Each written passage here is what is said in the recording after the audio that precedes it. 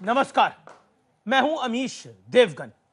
कहते हैं कि सियासत में संकेतों को समझना सबसे जरूरी और महत्वपूर्ण होता है। और आज देश है हमारा में 2019 के इन्हीं संकेतों का हम सबसे बड़ा विश्लेषण करने वाले हैं।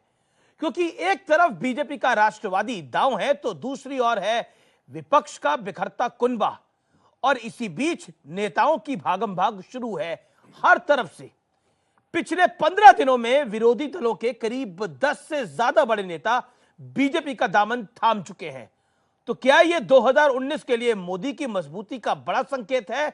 आज जनता के बीच इसी मुद्दे पर होगी सबसे बड़ी चर्चा।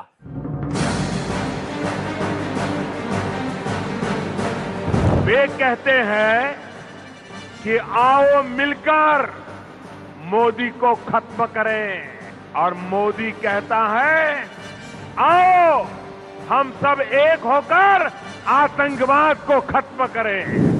लोगों को बांटा जा रहा है, नफरत फैलाई जा रही है, और जो सच्चे मुद्दे हैं उनकी बात सरकार नहीं करती। सही सवाल करिए इस चुनाव में। आगे आने वाले 2 महीनों में आपके सामने तमाम मुद्दे उछाले जाएंगे।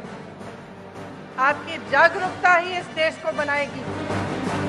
2019 की ये जंग बड़ी दिलचस्प है। पिछले कुछ दिनों में सियासत में जो खिचड़ी पक रही है उससे ये तो साफ है कि कांग्रेस के लिए सब कुछ ठीक नहीं है। राष्ट्रवाद पर जिस तरह कांग्रेस के बड़े नेता टॉम वडक्कन ने पार्टी का दामन छोड़ा, तो कांग्रेस की ही वरिष्ठ नेता शीला दीक्षित ने आतंकवाद पर एक्शन को लेकर खुद की सरकार को कटघरे में खड़ा कर दिया।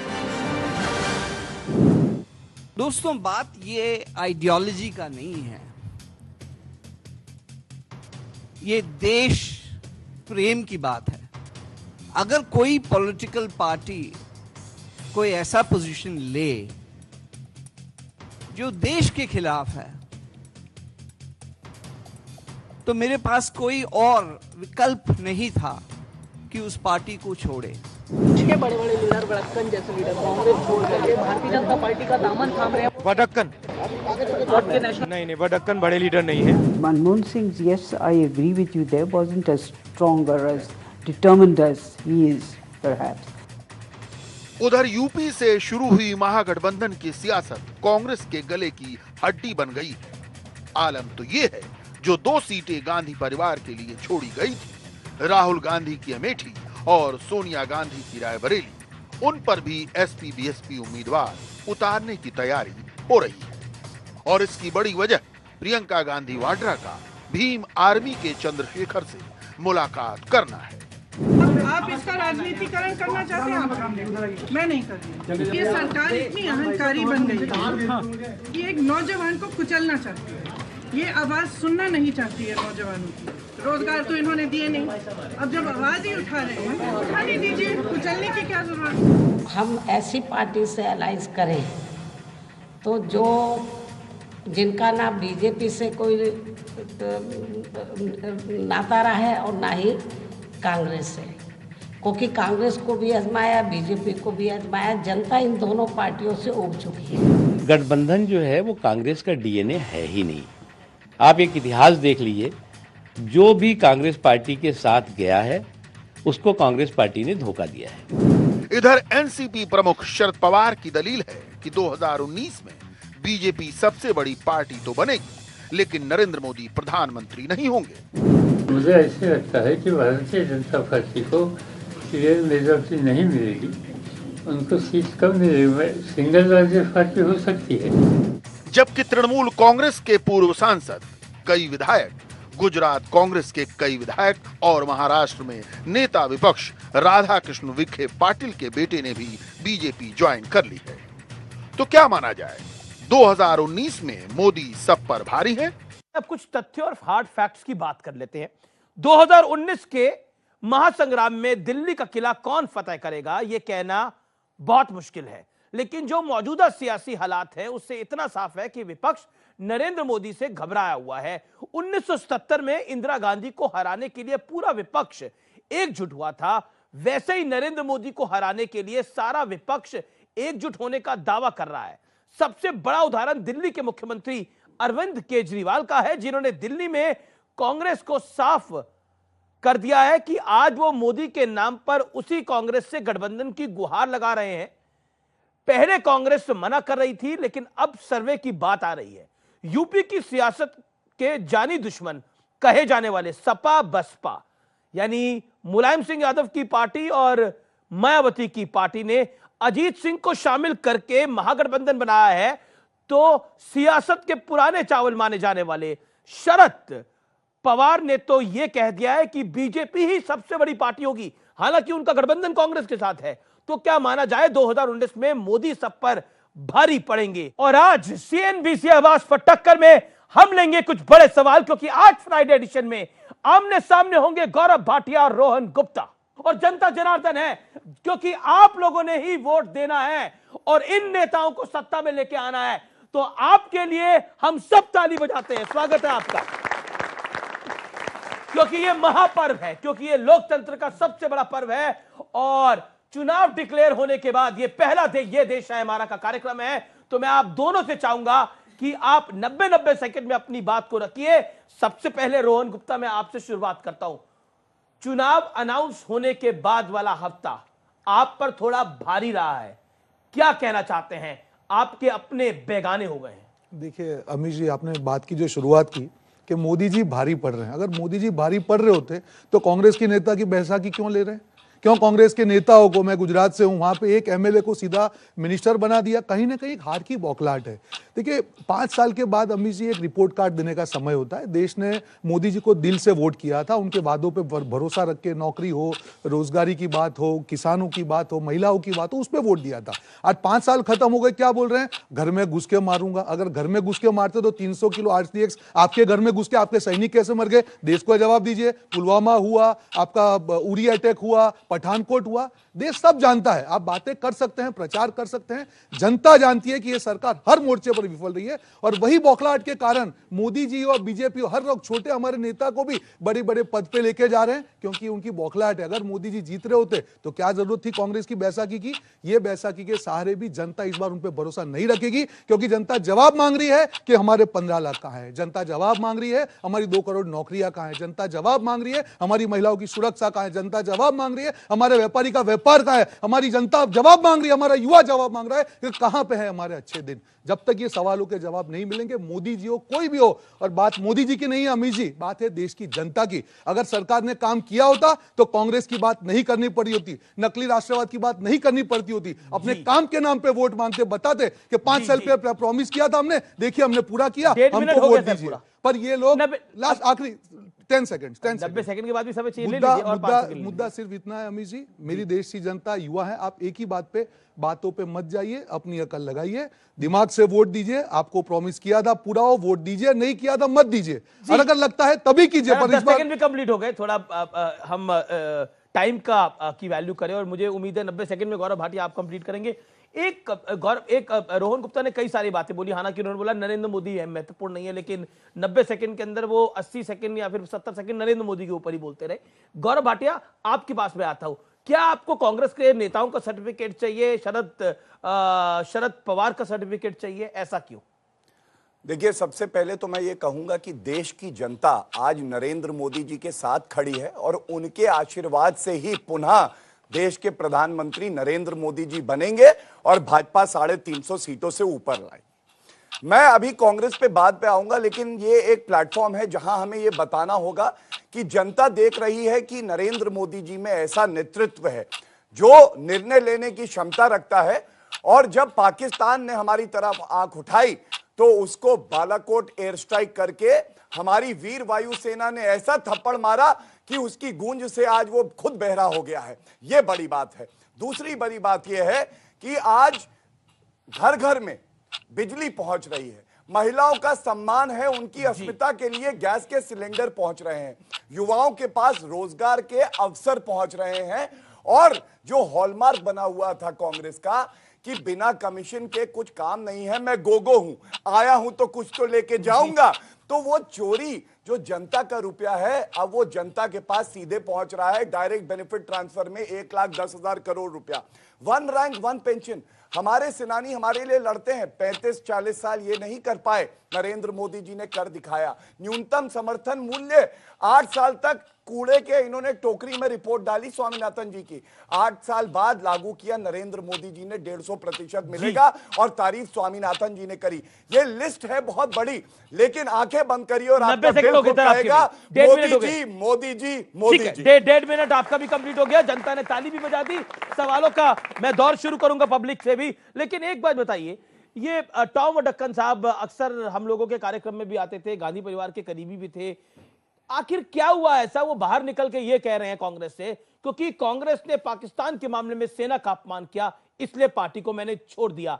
ये सिद्धू की बयानबाजी, दिग्विजय सिंह की बयानबाजी, कपिल सिब्बल की बयानबाजी भारी तो पड़ रही है। देखिए अमित जी, जो भी है उनकी व्यक्तिगत जो कारण रहे हो मैं उसमें नहीं पढ़ना चाहूंगा। सबसे बड़ी चीज क्या है, आपने सिद्धू की बात की, हमने बहुत डिबेट की, 4-5 डिबेट की। मुझे ये बताइए, जब मोदी जी वहां पे केक खा के आए तब क्या वो देशद्रोही नहीं हुए क्या? किसी ने नहीं बोला उनको। जब जो प्रधानमंत्री बने, कभी लाल आंख कभी पीली आंख, पठानकोट हुआ, हमने सुन लीजिए मैं यही बोल मैं यही आपको बोल रहा हूँ अमित जी, उस दिन भी हमारी थी कि ये दिल मांगे मोर, नहीं ये दिल मांगे मोर, बीच में मत बोलिए, ये दिल मांगे मोर, ये दिल मांगे मोर, मत बोलिए, मैं वही बता रहा हूँ, मैं उससे एंकर से बात कर सकता हूं, सम्मान बनाए रखिए। बिल्कुल आप भी बनाए रखिएगा, बिल्कुल मैं भी आपको बोल रहा हूँ, डराने वाली बात मत करिए। बीच में शुरुआत होगी तो लंबी चलेगी, आप भी जानते हैं कि मैं नहीं रुकूंगा। धन्यवाद। आप जो करना चाहे आप कर लीजिए, बिल्कुल धमकी ना मत दीजिए। बोलिएगा, हम लोग वो है कि ऐसा ठोकेंगे कि पता नहीं चलेगा। बाहर जाके करिए, धमकी नहीं, घर में घुस के नहीं मारे आपको, घर में घुस के मारेंगे मत करिए। आप शिष्टाचार अपने मुझे मत सिखाइए, किसको घुस के मारा, आपको मारा, आप आराम से कीजिए, बीच में मत बोलिए, देखिए बीच में मत बोलिए, शिष्टाचार मत सिखाइए, आपस में समन्वय बनाए रखिए। ये कौन सी भाषा है, ये कौन सी रोड शॉप भाषा बोल रहे हैं ठोकने की बात? हम आपसे मत बनिए, आप मत बनिए, ड्रामा मत कीजिए। चलिए मेरे सवाल का जवाब भी दे दीजिए, जो मैंने सवाल पूछा था आपसे टॉम वडक्कन के ऊपर। जी बताइए क्या कहना देखिए, सबसे बड़ी चीज किसकी क्या व्यक्तिगत कारण है मैं उसमें नहीं पढ़ना चाहूंगा। सबसे बड़ी बात है, मैंने बताया कि 3 साल पहले जो मोदी जी वहां केक खा के आए थे, आज कैसे वो बात करते हैं कि हम राष्ट्र उनकी, मैं बता रहा हूं, आप आरएसएस की बात कीजिए, सुन लीजिए एक छोटी सी बात, मैं झंडे नहीं, सुन लीजिए बात, सुन लीजिए, ये लोग ठेकेदार नहीं होते, हम ऐसा नहीं मानते। नकली राष्ट्रवाद है, अजहर मसूद को किसने छोड़ा था, हाफिज सईद को किसने छोड़ा, और राजनीति कर रहे हैं और दिल मांगे मोर। मैंने आपकी डिबेट में बोला था अमित जी, आपने आतंकवादी मार दिए, आपके 500 जवान इन्होंने नहीं छोड़ा है, किसने छोड़ा है? पैसे लेके छोड़ के आए ये लोग, कितने लोगों के लिए छोड़ा? साथ में लेके छोड़ के साथ में आए। उस समय और पार्टी मीटिंग में आपने क्या बोला था? किसकी विफलता थी? कंधार किसके राज में हुआ? क्यों इतने लोग पकड़े गए? कंधार कितने लोग, कंधार क्यों हुआ? कंधार क्यों हुआ अमित जी? कंधार क्यों हुआ? क्या सरकार की विफलता नहीं है? ओके, गौरव भाटिया, ये अजहर मसूद को आपने छोड़ा, बार-बार इस पे बात होती रहती है, लेकिन मैं इस देश को बता रहा था कि 26/11 के बाद साल 2010 में गुडविल जेस्चर के तहत आतंकी लतीफ को छोड़ा गया था। ये इस देश को शायद जानकारी नहीं होगी, लेकिन तमाम प्रमुख आपकी सरकार ने छोड़ा, आपकी सरकार ने छोड़ा। सरकार दी महबूबा मुफ्ती के साथ कौन बैठे? एक सेकंड 3 साल गौरव भाटिया, अब आपका वक्त है, अब आपका वक्त है। ये मसूद अजहर आपके लिए बड़ा तकलीफदायक हो गया। मसूद अजहर जो है हमारे लिए तकलीफदायक है, ये सही बात है, ये देश के लिए तकलीफदायक है। लेकिन एक बात मैं जरूर कहूंगा कि जब सर्जिकल स्ट्राइक्स होती हैं तो पाकिस्तान प्रमाण मांगता है और कांग्रेस प्रमाण मांगती है। जब बालाकोट में एयर स्ट्राइक होती है तो पाकिस्तान के 2 ही मित्र हैं, एक चीन और एक कांग्रेस। इनको बोले एक्शन बताओ। अब आप बीच में आपसे बात कर रहे हैं, बिल्कुल आप अपनी बात अपने समय बात रखिए। अब उनका 40-50 सेकंड का वक्त है। गौरव भाटिया देखिए, क्विकली मसूद अजहर के लिए मैं बताऊं, 5 साल में 3 बार यूनाइटेड नेशन सिक्योरिटी काउंसिल में हमने ये इच्छा शक्ति दिखाई है कि हम उसको इंटरनेशनल टेररिस्ट घोषित कराएंगे। क्या हुआ? इनकी सरकार, मैं अमित जी से बात बोलेंगे अभी, हाँ करिएगा आप, अमित जी भी आपने बोला ना, आपसे बीच में बोलते रहेंगे। मैं अमित जी से बात कर रहा हूं। आपने एक बात कही, कुछ चीजें होती हैं, ये सर्वदलीय बैठक में जो है तय हुआ था कि मसूद अजहर को छोड़ा जाएगा, क्योंकि 170 जो भारतीय थे उनकी जान पे बनाई थी, और जिसका हिस्सा मनमोहन सिंह भी थे। क्यों बनाई? आपकी सरकार थी। आपने जो न्यूज कही, ये देखिए क्यों हुआ अमित जी?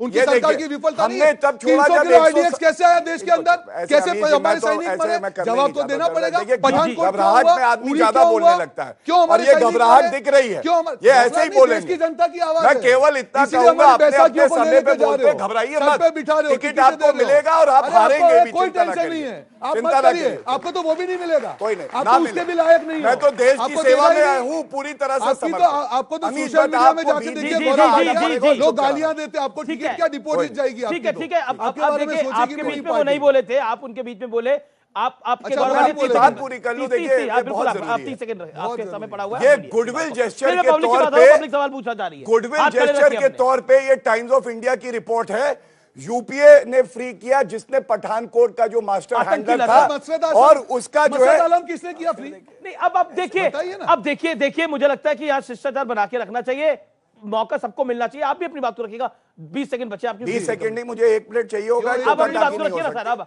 एक मिनट अमीर मांगेंगे जी, तो पब्लिक क्या करेगी फिर? आप मेरा टाइम पब्लिक को दे दीजिए, इन्हीं अच्छा, का तो अच्छा। सम्मान है, इन्हीं के आशीर्वाद से तो Very good, जीतना तो है। 20 सेकंड भी आप दे दे दीजिए। दीजिए, मुझे कोई दिक्कत नहीं। 20 सेकंड लेकिन भी मैं दे आपकी दीजिए। बात कर लूं। नहीं, आप इतनी उदारता, 20 सेकंड भी दे दीजिए। हाँ, चलो ठीक। ठीक, आप अपनी बात करो। ये जैशे मोहम्मद, लश्कर तैयबा, इन लोग के आतंकवादी छोड़े, गुडविल जेस्चर में कोई इनकी विदेश नीति नहीं थी। आज कम से कम इतना तो है कि ठीक है, ये समर्थन ना भी करे, लेकिन बालाकोट एयर स्ट्राइक होती है और आगे भी देश अपनी 56 इंच की छाती दिखा रहा है और पाकिस्तान को हम घुटने के बल ले आएंगे। ये नरेंद्र मोदी की ताकत है। पाकिस्तान छोड़ो, अब बात से बाहर निकलते हैं भाई, बड़ा जरूरी है। पाकिस्तान एक बात मैं और बिल्कुल, कहना चाहूं, एक बात है। एक सेकंड, एक मिनट, जारी जारी सर, दे दीजिए। देखिए, आप लोग खुद बीजेपी को मौका देते हैं। अभी ये पाकिस्तान राष्ट्रवाद पर आपको लाने की क्या जरूरत थी? क्यों? मैं अब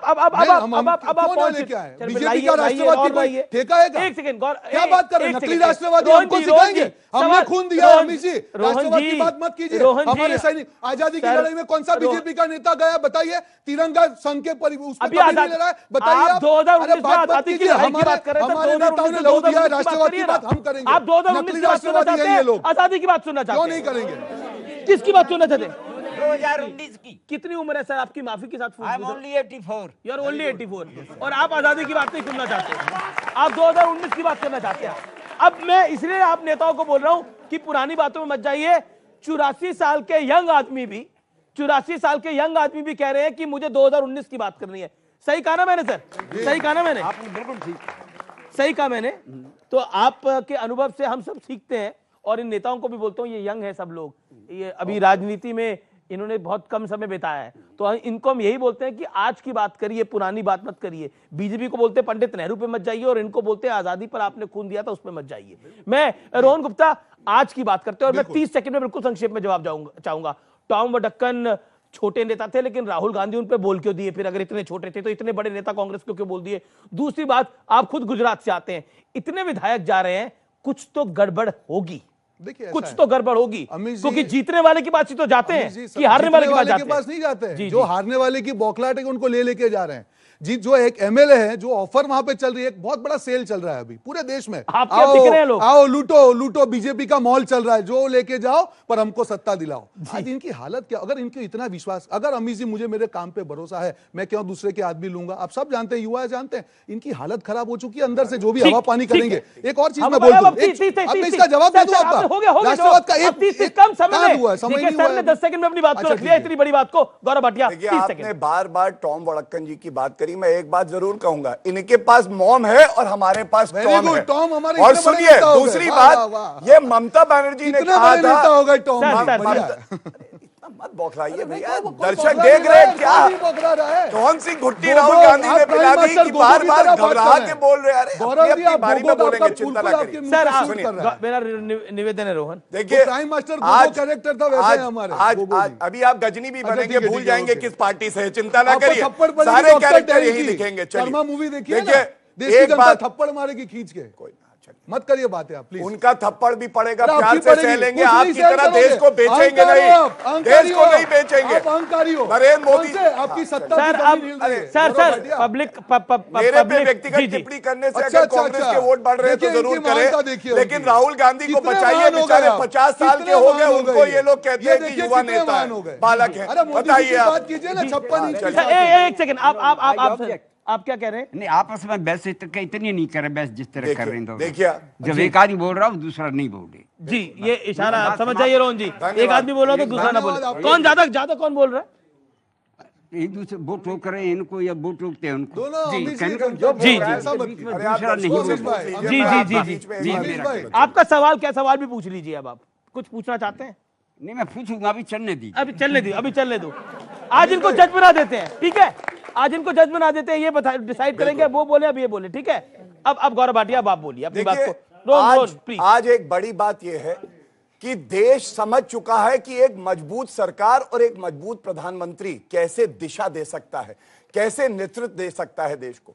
और आप महागठबंधन की तरफ देखिए, कौन है इनका नेता आपको बता नहीं पाएंगे, मेरा प्रश्न पहला। दूसरा, इन्होंने आज तक सकारात्मक बात नहीं करी, जनता के लिए हम ये करेंगे नहीं किया जी। एक दरी बिछा के सब बैठना चाहते हैं। सोमवार को राहुल गांधी प्रधानमंत्री, मंगलवार को अखिलेश यादव, बुधवार को मायावती, थर्सडे आएगा तो ममता बनर्जी। ये देश चलाने वाली बात नहीं है। और एक मिनट सर, पब्लिक का सवाल भी लेते हैं। मैं एक बात पूरी कर, 10 सेकंड, ज्यादा समय नहीं लूंगा। देखिए, गुजरात में 5 एमएलए छोड़ के भारतीय जनता पार्टी में आ गए।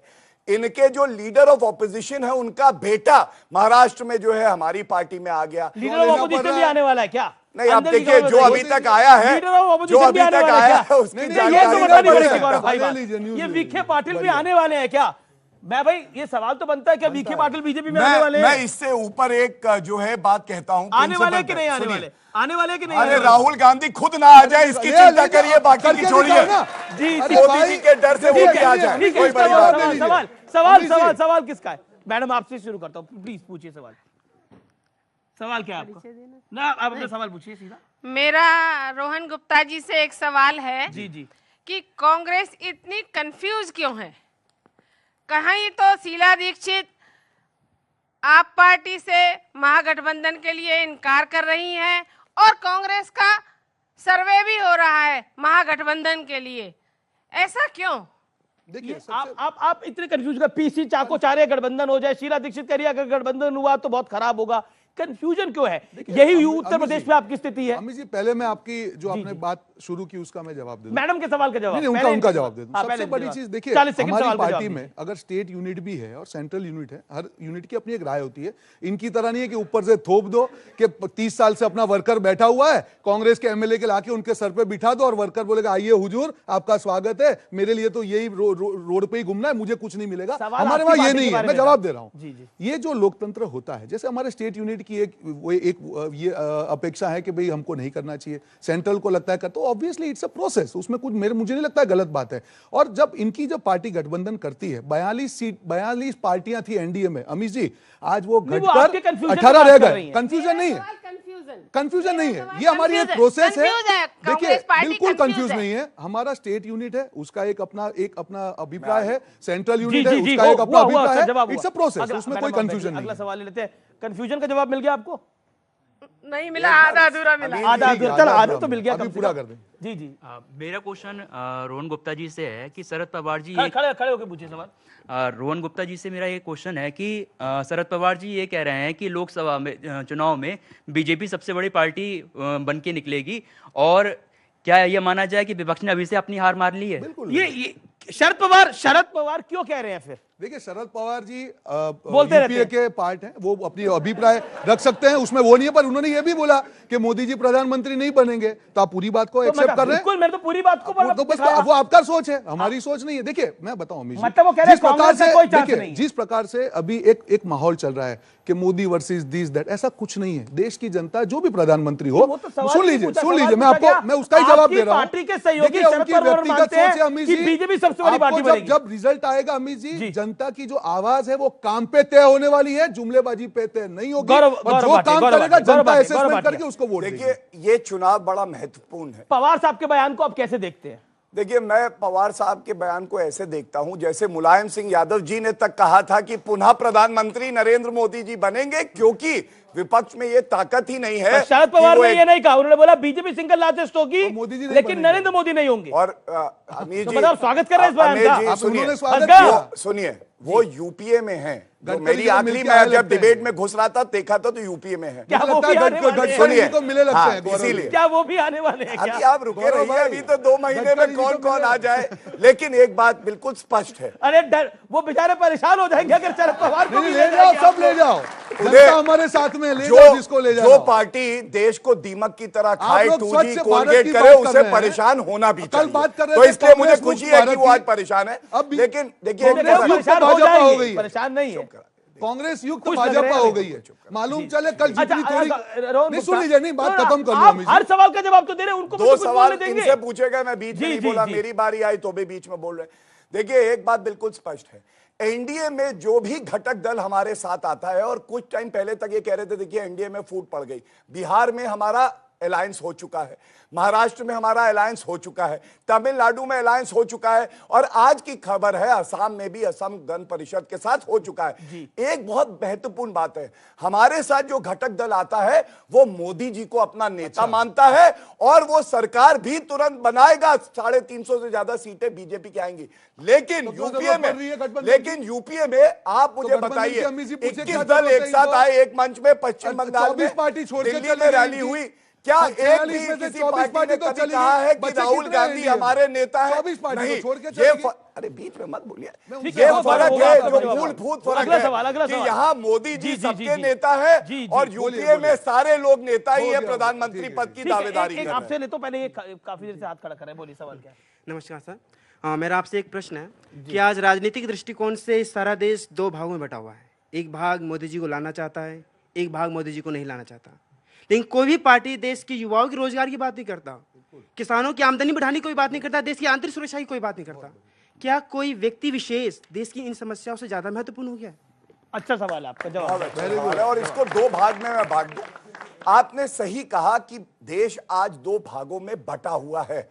एक भाग वो है जो देश के प्रति समर्पित है, और जैसा अटल जी ने और मोदी जी ने कहा कि सरकारें आती जाती रहेंगी, पार्टियां बढ़ेंगी घटेंगी, ये देश रहना चाहिए। और दूसरे भाग में वो लोग हैं जो पाकिस्तान की भाषा भी बोलते हैं, जो वायुसेना के चीफ को झूठा बुलाते हैं, आर्मी चीफ को सड़क का गुंडा बुलाते हैं और स्ट्राइक का प्रूफ मांगते हैं।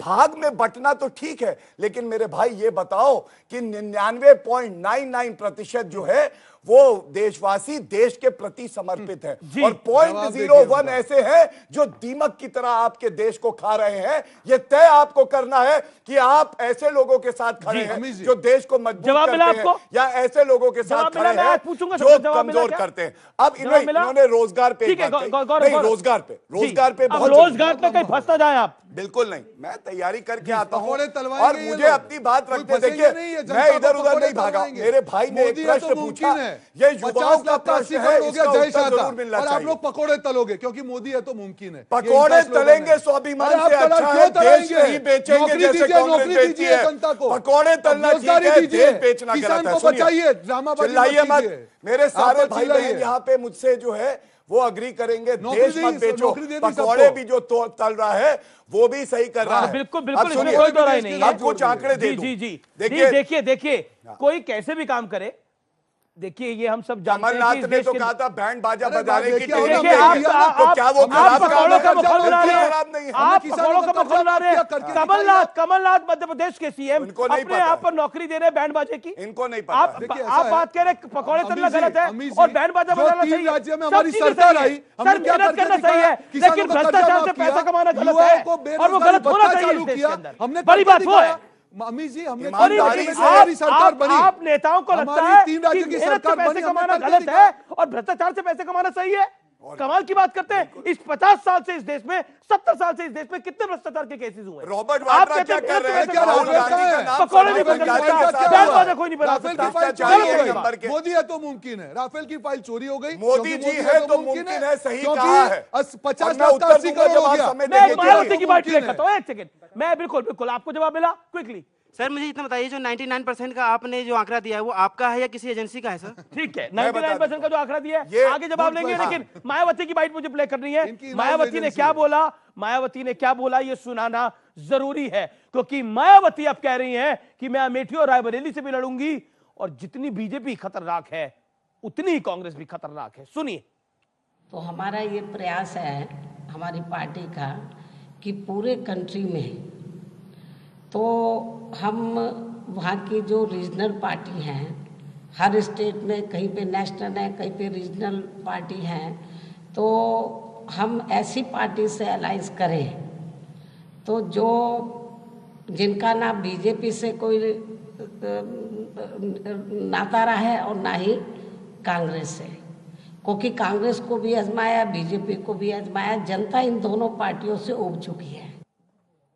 जनता इन दोनों पार्टियों से उब चुकी है। एक पुरानी कहावत है ना, माया मिली न राम, कांग्रेस के साथ कहीं यही ना कहानी। आगे बढ़ जाए, सवाल मैं पब्लिक के उठाऊंगा, आप कुछ पूछा जाता है, लेकिन उससे पहले रोहन गुप्ता, मायावती ने आपको एक बड़ा झटका दिया। पहले बोला मायावती ने कि हम हर जगह चुनाव लड़ेंगे जहां कांग्रेस चुनाव लड़ेगी, और अब बोला आप और बीजेपी बराबर खड़े हुए हैं। बताइए आप। देखिए, जब हम अलायंस में है ही नहीं यूपी में, तो झटका कहां से हुआ अमित जी? उम्मीद तो जब थी नहीं, आपको। नहीं, बिल्कुल नहीं। अगर देखिए, कांग्रेस ने एक डिसीजन लिया अमित जी, कांग्रेस ने एक डिसीजन लिया कि हमारे बूथे पर हम लड़ेंगे, और जिस प्रकार से वहां पे हमारे जनरल सेक्रेटरी प्रियंका जी और ज्योतिरादित्य जी को रखा गया और जनता का जो समर्थन मिल रहा है, जनता में एक आशा की किरण जागी। वहां पे एक नफरत की राजनीति चल रही थी, डिवाइड एंड रूल चल रहा था। जब जनता में एक ये प्यार की राजनीति की एक आशा जगी है, तो बौखलाहट तो स्वाभाविक है। और हम लोग देखिए, हमारा कद वहां पे बढ़ रहा है, कोई माने ना माने, हम लोग सब जानते हैं। और वही लोग किसका होगा? देखिए, कोई वोट टूटेगा तो किसका फायदा होगा? अमित जी, अगर आपका वोट, क्योंकि आपको उत्तर प्रदेश में पॉलिटिकल मान रहे हैं वोट कटुआ पार्टी, क्योंकि आपकी स्थिति उतनी बेहतर नहीं है। मायावती और अखिलेश कह रहे हैं कि अब अमेठी और रायबरेली में भी कैंडिडेट वो खड़ा करेंगे। बताइए अमित जी, ऐसा है, जनता जो है वो काम पे वोट देती है। वहां पे योगी जी के सरकार को अगर उन्होंने अच्छी तरह काम किया होता, तो माया जी क्या करे, कांग्रेस क्या करे, अखिलेश के, उनसे मतलब क्या है? आप काम पे मांगिए ना, आप क्यों बात करनी पड़ रही है? योगी जी पर नहीं है, बीजेपी पे नहीं है। लोग कहते हैं कि काम में, नाम में क्या रखा, ये लोग बोलते हैं काम में क्या रखा है। काम करना ही नहीं है तो उनको मतलब क्या है? ये डेवलपमेंट को as a serious political observer Gaurav Bhatia, as a seasoned leader, how do you see it? Mayawati ने जो लाइन ली है, और मैं एक और बड़ा हार्ड फैक्ट बताना चाहता हूं, Bhupesh Baghel sitting CM of Chhattisgarh, उन्होंने बोला मायावती ईडी से डरती हैं, बीजेपी से डरती हैं, इसीलिए ये सब कुछ कर रही हैं। देखिए, सबसे पहले बस एक ही लाइन में उत्तर दे दूंगा कि बाकी आंकड़े तो मुद्रा योजना और हम देते हैं। सीआईआई की एक रिपोर्ट है, हर साल 1.5 करोड़ जॉब जो है पैदा हुए हैं, और एमएसएमई में बहुत बड़ा सर्वे 1,05,000 करीब कंपनीज का है।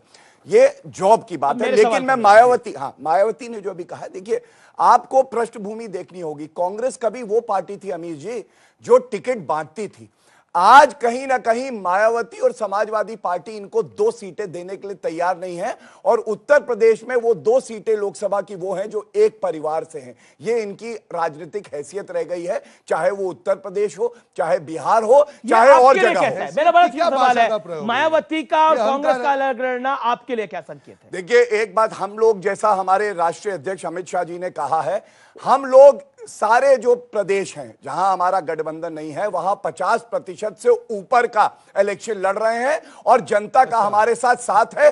तभी यूपी, जब नरेंद्र मोदी की वेव भी थी तब भी उतना बड़ा नंबर नहीं आया था। अब क्यों लगता है? मैं इसलिए लगता है, मैं आपको बता दूं कि जब हमारे देश में 70 साल तक कोई हेल्थ योजना ना हो और आयुष्मान योजना आए, और 50 करोड़ भारतीयों को पहली बार हेल्थ स्कीम मिले, और 11 लाख लाभार्थी हैं, तो ये बड़ी बात है। मैंने 40 साल, एक मिनट मेरी बात पूरी हो जाए, 3-4 बड़ी उपलब्धियां कि देश कैसे बदला है। 40 साल तक 1 रैंक 1 पेंशन नहीं है। पहले भी बोला आपने गौरव, बिल्कुल पहले भी बोला। उज्ज्वला योजना, एक महिला मेरी माता समान है, यहाँ बैठी, आप पूछिए ग्रामीण इलाके में जब पहुंचा होगा गैस का सिलेंडर, उस महिला की अस्मिता के लिए कितनी बड़ी बात है। जो महिला ओपन में शौच जाती थी, उसको आज टॉयलेट मिला। आज उस घर में क्या खुशी नहीं होगी कि उसके आत्मसम्मान की रक्षा हुई है। मेरी बहन यहाँ बैठी, आप पूछिए, क्या ये बात सही नहीं है कि महिलाओं? आप यही आ जाइए सवाल पूछने के लिए, एंकर बन जाइए, पूछिए सवाल पूछिए। मेरा सवाल कांग्रेस से है जी। राहुल गांधी जी एक तरफ आतंकवादी को बोलते हैं जी लगा के, और राहुल जो अपने प्रधानमंत्री नरेंद्र मोदी जी है उनको चोर बोलते हैं, ये कहां तक सही है? मैं बता रहा हूं उसका जवाब। अब बताइए। अच्छा सवाल पूछा। देश का प्रधानमंत्री तो चोर, क्यों? देश का प्रधानमंत्री तो जवाब दे रहा हूं मैं, चाइना के राष्ट्रपति के आगे, और आतंकवादी जी, और चाइना का राष्ट्रपति मजबूत। देखिए, उसका मैं जवाब दे रहा हूं, बिल्कुल जवाब दे रहा हूं। वोट की बात नहीं है, जी क्यों हुआ वो बता रहा हूं। बड़े प्यार से लेके गए, पैसे के साथ छोड़ के आए। तो जी बोलने का जो काम किया तो उन्होंने रिस्पेक्ट उन्होंने जी वाला दिया है, हमने तो नहीं छोड़ा है। आज वही अजहर मसूद हो, आज वही अजहर मसूद हो या हाफिज सईद हो, अमीश जी पूरा आप हिस्ट्री निकाल के देख लीजिए, जितने भी हमारे जवान शहीद हो या जम्मू कश्मीर में हुआ है वो इनकी बदौलत हुआ है, इनकी बदौलत हुआ है, पूरा देश देख रहा है। और आप जब पुलवामा की बात कर रहे हैं, मैंने आपकी डिबेट में बोला था कि जब तक अजहर मसूद और हाफिज सईद, अमीश भाई एक सेकंड दीजिए प्लीज, 10 सेकंड लीजिए, फिर मेरे सवाल का जवाब। हाफिज सईद और अजहर मसूद की बात है आपकी डिबेट में थी, जब तक उनके सर देश के अंदर नहीं आएंगे पुलवामा का बदला पूरा नहीं होगा। 10 साल आपकी भी सरकार थी, कितने सर लाए थे? 10 साल आपकी भी सरकार थी, कितने सर लाए थे आप? क्या सर लाइए पाकिस्तान के, तब देश की जनता माने। ये बातें करने से नहीं होगी बात। बोलते कितने मरे उनके सबूत, एक तरफ आप सर मांगते, दूसरी तरफ सबूत मांगते। अच्छा एक बात कोई सबूत नहीं मांग रहा है। 2026-11 हुआ, कितने सर लाए थे आप? 26-11 हुआ, कितने सर लाए थे आप? हमने 4 सर्जिकल स्ट्राइक की, हमने 4 सर्जिकल स्ट्राइक की, उसके बाद हमने राजनीति नहीं की उसका, वो देश की सर्जिकल स्ट्राइक की, वायुसेना की सर्जिकल स्ट्राइक की, और इन्होंने मोदी जी की बना दी। ये इनकी हकीकत है। मैं आपको दिया समय, भरपूर समय दिया, ठीक है। अब गौरव भाटिया एक सेकंड नहीं सुन लीजिए, मैं सवाल भी लूंगा, मैं लूंगा आप लोगों से सवाल। गौरव भाटिया देखिए, आप पॉलिटिक्स कर रहे हैं, सर्जिकल स्ट्राइक जिन्होंने भी करी थी। हाँ देखिए, भगवान किसी भी देश को ऐसी विपक्षी गैर जिम्मेदाराना पार्टी ना दे, और उसकी वजह है आप ये देखिए, राम को भी नहीं छोड़ा, राम जी भी आज मंदिर के बाहर बैठे, आपके बताओ क्या भगवान की बात कर रहे हो? मैं समझता हूं कि अपने स्तर से मैं उतर नहीं पाऊंगा, ये स्तर बढ़ा नहीं पाएंगे। ठीक है, अच्छा नहीं लगता। सुनिए अमीश जी मेरी बात कंप्लीट होने दीजिए। मैं चुप हो जाता हूं, ये कौन सा तरीका है? इतना घबराहट क्यों है भैया? प्रवक्ता को आप नहीं फेस कर पा रहे हैं, मोदी जी तो शेर की तरह निकलेंगे तो चूहे की तरह दिल में घुस जाएंगे। कांग्रेस के नेता ले रहे हो, बताइए आप बताइए क्या जरूरत पड़ रही है कांग्रेस के नेता लेने की? अगर आप इतनी क्षमता रखते रोज जी सर आप ही को आना पड़ेगा, आज ही खड़े हो जाइए, आप चुप कराना पड़ेगा। किसको चुप कराएं आप बताइए? रोहन गुप्ता जी को। रोहन गुप्ता जी, आपकी बात मान ली सर, थैंक यू। ओके, आप 30 सेकंड अपनी बात रखिए। देखिए, आपने बिल्कुल सही प्रश्न उठाया था। 26/11 के बाद जो तत्कालीन एयर चीफ मार्शल हैं फाली होमी जी, उनका वक्तव्य था हमारी देश की सेना तब भी उतनी ही जो है मजबूत थी, उनका शौर्य ऐसा ही था, लेकिन मनमोहन सिंह में यह इच्छा शक्ति नहीं थी कि खुली छूट दे पाए सेना को। मोदी जी ने खुली छूट दी, यह राजनीतिक इच्छा शक्ति का परिचायक है। और हमारी एयरफोर्स ने घुस के पाकिस्तान में आतंकवादियों को ढेर किया, यह हमारी सेना के शौर्य का परिचायक है। आप सियासत करना चाहते हैं इसमें, आप इसमें सियासत करना चाहते हैं। मैं आप बताता हूं, पोस्टर लगा के, क्या वो सही है? सुनिए, एयरफोर्स के प्लेन के साथ, फाइटर पायलट के साथ बीजेपी का पोस्टर क्यों लगता है? मैं बताता मैं ये इस पे सवाल पूछना चाहता हूं और बिल्कुल कैटेगोरिकली जवाब दूंगा। इलेक्शन कमीशन ने भी ऑब्जेक्शन जताया है। देखिए, क्योंकि इलेक्शन कमीशन का अब इस पे एक प्रेस नोट आया है, डायरेक्शंस, और उसका हम पूरा सम्मान करेंगे। लेकिन अमीश जी, एक बात आप भी मानेंगे जी कि आज तक कभी विश्व में नहीं हुआ इतिहास में कि सेना का एक विंग कमांडर पकड़ा गया हो, हमारा वीर भाई अभिनंदन, और 48 घंटे में कूटनीतिक तरीके से हमने वापस लाए। आपका सवाल क्या, बताइए? मेरा सवाल बीजेपी से है। जैसे कि बंगाल से लेकर केरल तक के बड़े नेता बीजेपी में शामिल हो रहे हैं, तो इस बात से बीजेपी को नुकसान भी तो हो सकता है, क्योंकि उनके कई नेताओं के टिकट कट सकते हैं। ये सवाल पूछा, कहीं आपको नुकसान ना हो जाए, फायदा कमाते कमाते। आप बहुत अच्छा सवाल है, 10 सेकंड में जवाब। देखिए, आज हमारे लिए गर्व की बात यह है, मैं भारतीय जनता पार्टी की तरफ से बोल रहा हूं, कभी कहा जाता था कि ये जो हिंदी भाषी प्रदेश है वहां पे है, आज हम लोग दक्षिण की तरफ भी बढ़ गए हैं, और पूरे भारत में अगर आप देखें तो भारतीय जनता हो जाए, मैं बता रहा हूं, भारतीय जनता पार्टी आगे बढ़ रही है।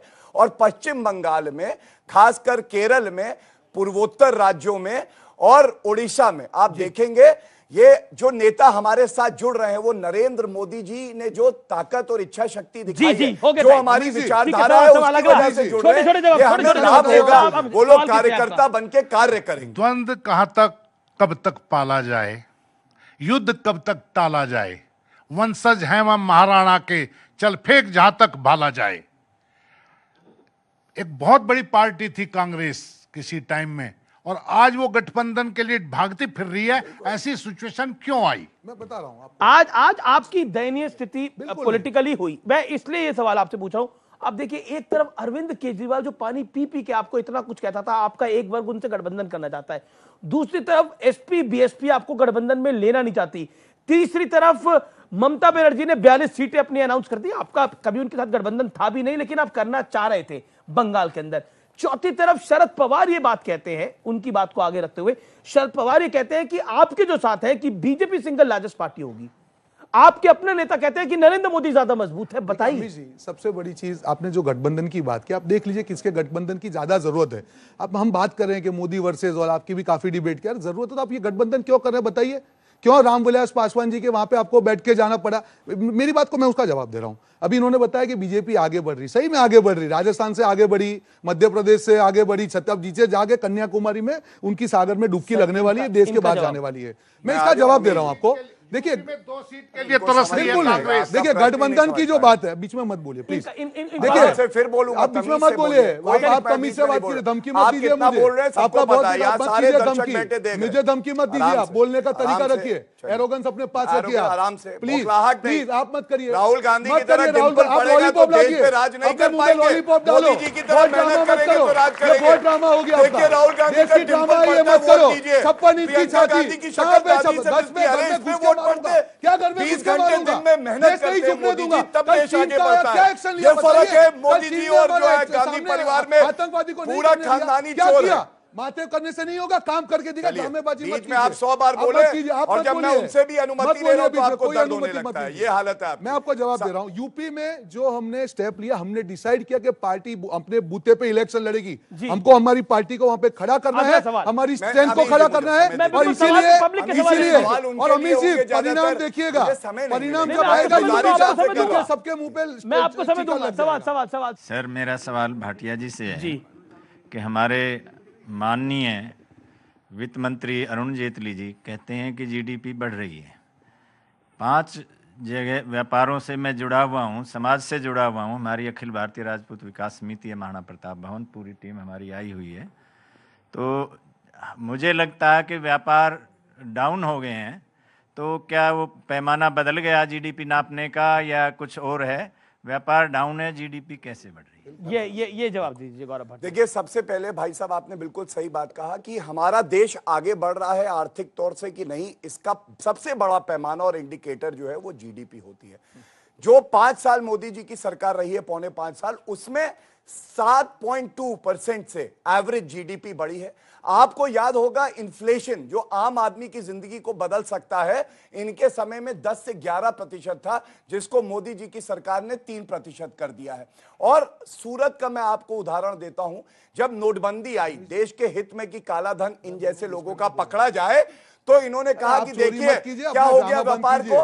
लेकिन सूरत की बात कर रहा हूं, बीच में बोल रहे भाई, हमारे बुजुर्ग हैं, मैं उनको कहूंगा सर फिर बोलिए। भाषा का प्रयोग ठीक करो, भाषा का प्रयोग ठीक करो, बोलना सीखो। जरा बोल के ट्रेनिंग क्या कह रहे हैं आनंद? वो कह रहा है उनको बोलने दीजिए, अब आनंद आ रहा है। ये जज सही है, ये जज सही है। मैं बात की मोहर लगी, अब इन्होंने परमिशन इनकी लेके मैं बोलूंगा। अब इनको लॉलीपॉप पकड़ाइए, अब 2 मिनट सुनिए। अरे सॉरी चुप कीजिए, सॉरी हमारे वरिष्ठ नेता है, मुझे लॉलीपॉप पकड़ाए, इनको चॉकलेट पकड़ाइए, चॉकलेट पकड़ाइए। चलो सुन लीजिए, इनका विकास कैसे पागल हुआ है, इनका विकास कैसे पागल हुआ है, इनका विकास कैसे पागल हो। उन्होंने क्या पूछा कि हमारा व्यापार नहीं बढ़ा, ये देख रहे जीडीपी। गुजरात में बोला बीच में मत बोलिए, चुप रहिए, आप चुप रहिए, आप जाइए, आप जाइए, जवाब नहीं सुन सकते। 30 सेकंड मेरे को जवाब टाइम समय देंगे ना। मैं बोला हूं, देखिए आप वापस बीच में, अभी बीच में वो चुप रहे, मैंने चुप रहा था, चुप रहे थे अभी। उन्होंने एक अच्छा सवाल पूछा कि अगर मेरे आजू बाजू मुझे दिख रहा है कि मेरा व्यापार नहीं बढ़ रहा, आप बोल रहे हैं आंकड़े बढ़ रहे हैं। देखिए ये एक हकीकत है, आप किसी भी आज भारतीय को पूछिए कि 5 साल में अगर आपको कुछ मिला है, हर आदमी बोलेगा कि नहीं यार कुछ नहीं मिला है, कुछ बदला नहीं है। तो कौन से नाम पे आप विकास की जगह बीच में बोल रहे हैं? अमित जी आप बताइएगा फिर। यही हकीकत है इनकी। और अभी बता रहे थे, मैं आपको आंकड़ा दे रहा हूं, ये सीएमआई की, सुन लीजिए, सीएमआई की वेबसाइट है, इन्हीं की संस्था है। आज का आंकड़ा है कि 7.5% से ज्यादा बेरोजगारी बढ़े। किसका है? प्राइवेट है। आप बताइए देश की, झूठ मत बोलिए, झूठ मत बोलिए, आप बताइए प्राइवेट है, झूठ बोलेंगे, झूठ बोलेंगे। नहीं सुन लीजिए, देश की जनता को किसी को कुछ फायदा नहीं हुआ, और ये आंकड़े दिखा के लोगों को बहरा रहे हैं, इसीलिए बोला जाता है कि विकास पागल हो गया है। मैं यूपी का रहने वाला हूँ और वहां पे क्राइम इस कदर था बेहद, अब इन 3 सालों में कोई क्राइम नहीं हुआ, मैं वही कर रहा हूं। धन्यवाद। बढ़िया। जी अब जी जी उनको सवाल पूछिए, सवाल सवाल एक सवाल अब उनको पूछिए, व्यापार का जवाब लीजिए उनसे। उनको जवाब मिला क्या उनका? आप नहीं अमीश जी, मैं अपनी बात प्लीज मुझे आप 1 ठीक मिनट है, अनइंटरप्टेड दे ठीक है, दीजिए। बोलो। मुझे अनइंटरप्टेड नहीं मिलेगा अमीश जी, मेरी बात पूरी नहीं हुई है। नहीं, आपने समय नहीं दिया मुझे। नहीं अमीश जी, इन्होंने आप अभी चेक तो कर करी। लीजिएगा, आपने समय नहीं दिया मुझे। ये बीच में बोल रहे हैं। नहीं, मेरा समय पूरा, मुझे 30 सेकंड चाहिए। बच्चे की बात नहीं, 30 सेकंड का समय दीजिए। 30 सेकंड का समय दीजिए, उसके बाद में जी आप 30 सेकंड बोलिए, फिर आपका 1 मिनट। बिल्कुल 30 सेकंड बोलिए। देखिए अमित जी, Quickly, अब उन्होंने आप एक चुप सवाल पूछा, देश की जनता सवाल पूछेगी। जब तक देश की जनता को यह नहीं लगेगा कि मेरा कुछ अच्छा हुआ, आप कितने भी झांसे दे, कितने भी बड़ी बड़ी बात करे, देश नहीं झुकने दूंगा, घर में घुस के मारूंगा। अरे भाई, पहले घर की तो रक्षा करो, यहाँ पे नौकरियां दो, यहाँ पे किसानों की आप सोचो। हमारी 3 राज्यों में सरकार आई। अमित जी सुनिए, अमित जी, हमारी 3 राज्यों में सरकार आई। हमने जो बोला वो हफ्ते में करके दिखाया। सरकार की इच्छा शक्ति होनी चाहिए, ड्रामेबाजी से काम नहीं चलेगा। ये कांग्रेस और बीजेपी में डिफरेंस है। चलिए, अब मैं अपनी बात रख लूं। 1 मिनट मिलेगा। ये घर के ये थोड़ा एनालिसिस है। आप पाकिस्तान के बहाने, घर में घुस के मारने के बहाने सब अपने गलत कामों को छुपा रहे हैं। देखिए, सबसे पहले तो पाकिस्तान के विदेश मंत्री ने 2 बातें महत्वपूर्ण करी। उन्होंने कहा पाकिस्तान तो एकजुट है, लेकिन भारत में कांग्रेस ही ऐसी पार्टी है जो प्रधानमंत्री से सवाल पूछ रही है। ये मैंने नहीं, पाकिस्तान के कुरैशी जी ने कहा। जियो टीवी का इंटरव्यू है। बिल्कुल। और दूसरी बात उन्होंने क्या कही, उन्होंने कहा आतंकवादी ढेर हुए हैं, हम भी प्रमाण मानते हैं और कांग्रेस पार्टी और विपक्षी दल भी मानते हैं। तो ये देश हित में है या नहीं है, ये मैं जनता पे छोड़ दूंगा। बात करेंगे, कुछ एक्शन करिए। अब आप आपकी बारे में चुप रहे। अब उनको आप मैं महत्वपूर्ण बात करने 40 सेकंड बचे हैं। 1 मिनट चाहिए प्लीज। रिक्वेस्ट एनालिसिस है, इसलिए 20 थोड़ी सेकंड हो मेहनत चुके मैं हैं, भी करके आया हूं। इनका मैनिफेस्टो है 2004 का भी और 2009 का भी। वादे किए इन्होंने, पूरे किए मोदी जी ने, और मैं गिनवा रहा हूं। इन्होंने कहा bank credit at lower rates, किसानों को कम दर पे हम लोग जो है लोन देंगे। हमने ये सुनिश्चित किया कि 6,000 रुपए सालाना उनके अकाउंट में पहुंचे किसान सम्मान निधि योजना के तहत। इन्होंने कहा था कि हम जीएसटी लागू कर देंगे और डेट बताई थी 1 अप्रैल 2010। ये तो नहीं लागू कर पाए, लेकिन जीएसटी नरेंद्र मोदी जी ले आए। इन्होंने कहा था, इनका मैनिफेस्टो पढ़ रहा हूं, कष्ट नहीं होना चाहिए। इन्होंने कहा था एससी एसटी जो है इनको प्राइवेट सेक्टर में नौकरी देंगे, ये नहीं लागू कर पाए। एससी एसटी के सम्मान के लिए हमने एससी एसटी एक्ट में भी संशोधन किया और उनको हमने मुख्य धारा से जोड़ा। तीसरी बात इन्होंने कहा हर गांव को हम ब्रॉडबैंड से जोड़ के इंटरनेट लाएंगे। जब ये गए थे तो केवल 11 से 15% गांव जुड़े थे। आज गर्व की बात है कि 95% से ज्यादा गांव ब्रॉडबैंड से जुड़े हैं। मुद्रा योजना, सवाल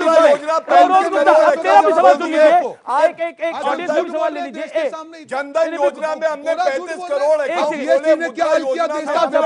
साढ़े 15 करोड़ प्रवक्ता से पूछना चाहता हूँ। एक से आखिरी दौर है। बिल्कुल, मैं कांग्रेस के प्रवक्ता से पूछना चाहता हूँ। कल एक इंटरव्यू में शीला दीक्षित ने बोला जितने सख्त आतंकवाद पे नरेंद्र मोदी हैं उतने सख्त मनमोहन सिंह नहीं थे। क्या हमारे सेना के पराक्रम पे मनमोहन सिंह को विश्वास नहीं था? 26/11 के बाद उन्होंने एक भी स्ट्राइक क्यों नहीं करवाई? हमारे 4 स्ट्राइक हुई है। एक भी का प्रूफ दे दीजिए। स्ट्राइक का प्रूफ आप मुझे दिखा दे। मीडिया का खत्म होते ही मैं आपको ठीक है। सवाल गौरव भाटिया मुस्कुराइए। अरे मैं उसका हंस रहा हूँ। मैं तो आपको तो नहीं मिलेगा, आपकी डिपॉजिट जाएगी। आपका डिंपल ना पड़े लेकिन मुस्कुरा सकते हैं। ठीक है, कोई टेंशन नहीं। सुन लीजिए, टेंशन तो है आपको। अरे आपको अच्छा, रोहन गुप्ता, इंपॉर्टेंट ये है जो उन्होंने सवाल पूछा। दूसरी तरफ राहुल गांधी के ट्वीट को हमने देखा जो इस हफ्ते उन्होंने करा। उन्होंने बोला भारत का प्रधानमंत्री कमजोर है चाइना के राष्ट्रपति के आगे। नरेंद्र मोदी सिर्फ बीजेपी का नेता नहीं है, इस देश का प्रधानमंत्री है। आप इस देश के प्रधानमंत्री को कमजोर बोलेंगे? आपको लगता है देश आपको 2019 में मजबूत वोटों के साथ जिताएगा? लगता है आपको? क्योंकि हिपोक्रेसी है यहाँ पर। अगर आप बोलते हो कि मैं घर में घुस के मारूंगा, देश नहीं झुकने दूंगा, तो अपनी डिप्लोमेसी आपकी हार नहीं है क्या? आप कल टूट के आपकी चैनल पे मैंने देखा था, हम लोग जब डिबेट कर रहे थे कि कूटनीतिक जीत हो रही है इस बार। चाइना भी कभी कुछ नहीं बोला। चाइना ने इतना बड़ा एक्शन लिया, आपने डिप्लोमेटिक बात की। अगर चाइना इतना बड़ा एक्शन ले रहा है, आपकी फेलियर तो है ही। अगर आप क्रेडिट लेते हो सेना का, सर्जिकल स्ट्राइक का, 1 मिनट सुन लीजिए, let me complete Amit ji. अगर आप सर्जिकल स्ट्राइक का क्रेडिट लेते हो तो जिम्मेदारी भी लीजिए फेलियर्स की। दोनों चीजें कीजिए ना। आपकी अनुमति के साथ बात बोलूं? 2009 में किसकी सरकार थी आप बताएंगे कि मैं बताऊं? आपको मालूम है, मुझे भी मालूम है। मनमोहन सिंह की सरकार थी। 2009 के अंदर भी यूनाइटेड नेशंस मसूद अजहर के खिलाफ प्रस्ताव लेके आया था। बिल्कुल। विरोध में कौन खड़ा था? विरोध में कौन खड़ा था? नहीं, इंटरनेशनल विरोध में टेररिस्ट कौन किसने खड़ा डिक्लेयर था? किया? आप बोलेंगे मैं बोलूं? खड़ा था। कौन खड़ा था? हमने राजनीति नहीं की, चाइना खड़ा था। हमने सर्जिकल तो स्ट्राइक पे राजनीति की। मेरा सवाल फिर? दूसरा है अमित जी, सर्जिकल स्ट्राइक पे राजनीति हमने और नहीं आप की। कहते हैं कि वो हमारे जवानों की उस समय क्रेडिट है, मनमोहन सिंह वो पॉलिटिकल कमजोर क्रेडिट थे नहीं क्या? ले सकता आप है। बताइए, उस समय आज मनमोहन सिंह इनके कमजोर थे दिल्ली क्या? के अध्यक्ष वर्दी पहन के घूम रहे हैं। शर्मजनक चीज है कि आप सैनिकों की इसके ऊपर राजनीति कर रहे हो। शर्म आनी चाहिए। फर्क क्या है मैं आपको बताऊं। हफीज सैयद मसूद छोड़ के आए अजहर, थे। अरे अब सुनिए भी हाँ, सुन रहा हूं। 2004 से 2014 10 साल थे इनके पास। मसूद अजहर के लिए एक ही प्रस्ताव ये लाए 2009 में, आप छोड़ के जिसको क्यों भारत ने प्रपोज किया। अमित जी और पूछिए, हमने छोड़ के 5 क्यों साल में 3 बार कोशिश और अभी भी करी क्यों और नहीं ला पा हमारी रहे हैं? कहीं क्यों ना सुषमा कहीं स्वराज को ये बोलना पड़ रहा है कि हमको प्लीज सौंप दीजिए। आप लेके मसूद आइए ना। अजहर अगर नहीं घोषित हुआ तो आप लेके आइए इससे उनको। परेशान है पुलवामा या से आपको नहीं, खुशी है? हमको चाहिए अजहर मसूद चाहिए, हाफिज सईद चाहिए देश के अंदर। मैं अपनी बात रखना चाहता हूं, बीच में टोक रहे हैं तो ऐसे कोई चर्चा बिल्कुल, नहीं हो एक सकती। सेकंड कुछ कहना भी चाह रहे हैं, काफी देर से वो बेचारे हाथ खड़ा मसूद अजहर के बारे में ये चाहते हैं कि वो उस पर नहीं हुआ, चाइना ने नहीं करा तो सर खुश है यहाँ कि पे दुखी है? ये देखिए, ये पब्लिक भी कह रही है मसूद अजहर नहीं हुआ तो आप लोग खुश हो रहे हैं, दुखी हो नहीं रहे हो रहे, हम हैं? चाह रहे हैं कि गौरव कुछ आर्या, करे सरकार। आपने काफी हम देर चाह बोला रहे हैं था कि रोहन सरकार कुछ गुप्ता। करे। हम उनके एक सेकंड, साथ एक में। सेकंड, एक सेकंड, एक देखिए, सेकंड, ऑडियंस की भी भावना को समझिए, ये वोटर भी है आपके। देखिए सबसे बड़ी बात है, जो मसूद अजहर डिक्लेयर्ड टेररिस्ट होता नहीं हुआ, ये एक केवल रोड़ा है, लेकिन मोदी जी ही सुनिश्चित करेंगे कि मसूद अजहर को भी सजा मिले उसके कुकर्मों की। जैसे एक समय पे ये कहते थे क्रिश्चियन मिशेल नहीं आएगा, लेकिन वो आया देश में। 300 आतंकवादी जो आंकड़ा एनटीआरओ से आ रहा है, बीच में क्यों बोलते हैं? दाऊद कब आया? ये आप आज देखिए, मुझे खुशी होती है कि कांग्रेस भी सोचती है कि मोदी जी जवाब दे। अरे दाऊद इब्राहिम भी आएगा, हफीज सईद भी आएगा और मसूद अजहर भी आएगा। ये है हमारे मोदी जी का दिल। इनका दिल वोट मांग रहा है। सुनिए, एक मिनट, शुक्रिया, शुक्रिया। नहीं अभी जी मेरे को प्लीज, अभी जी मैं देखिए, इन्होंने हर बार करी। मैं अपने क्लोजिंग कमेंट बस देना चाहता हूं। अगर कश्मीर में देखिए, ये आखिर में आप दोनों को 15-15 सेकंड दूंगा क्विकली। हाँ, मैं अंत इस बात से करूंगा, जो हमारे देश की जनता के लिए और मोदी जी के लिए समर्पित है लाइनें। हम वो दरिया है जिसे अपना हुनर मालूम है, हम जिस तरफ चल देंगे रास्ते बन जाएंगे। और एक बात और, आप चुनिएगा, आपको ऐसा प्रधानमंत्री चाहिए जो 20 घंटे दिन में काम करता है देश हित में, या ऐसा चाहिए जो साल में 20 घंटे नहीं करता? ऐसा प्रधानमंत्री चाहिए जो अपनी दिवाली सेना के साथ मनाता है, या ऐसा प्रधानमंत्री चाहिए जो घर में बैठ के दिवाली मनाता है? आप तय करिए। रोहन गुप्ता, एक ही स्लोगन है बीजेपी का, ना कुछ किया है ना कुछ कर पाएंगे, राष्ट्रवाद के नाम पे अपनी दुकान चलाएंगे। बीच में मत बोलिए, आप इनको चुप रखिए। आप 20 सेकंड बोलिए। सबसे बड़ी चीज है, कोई भी सरकार हो, मोदी जी हो, सबको 5 साल के बाद काम का रिपोर्ट देना पड़ेगा। फर्जी राष्ट्रवाद के नाम पे आप वापस सत्ता में नहीं आ सकते। ये दिल मांगे मोर। पुलवामा में जो हुआ है, जब तक हाफिज सईद नहीं सुन पाएंगे, नहीं सुन पाएंगे। ये हकीकत है इनकी। हाफिज सईद को लाइए, मौलाना मसूद अजहर को लाइए, तब देश की जनता मानेगी। पुलवामा का अटैक का आपने बदला लिया, तब ये दिलचस्प है कि कांग्रेस के प्रवक्ता कह रहे हैं कि नरेंद्र मोदी थे ये दिल मांगे मोर। चलिए अब देश हित की बात चलते चलते कर लेते हैं। जिस तरह विपक्ष के बड़े नेताओं में बीजेपी ज्वाइन करने की होड़ मची है, महाराष्ट्र हो या गुजरात, केरल हो या बंगाल, उससे तो यही संकेत लगते हैं कि 2019 में भी मोदी मुमकिन है क्या। हमारी आपसे यही अपील है कि आप इस बार आप जिसको चाहें उसे चुने, लेकिन वोट जरूर करें। बटन दबाओ, देश बनाओ। ये न्यूज 18 की एक बड़ी मुहिम भी है, क्योंकि ये देश है हमारा। कल को हम ये ना कह सके कि हमने वोट नहीं दिया। इसलिए वोट जरूरी भी है और करना भी जरूरी है। नमस्कार।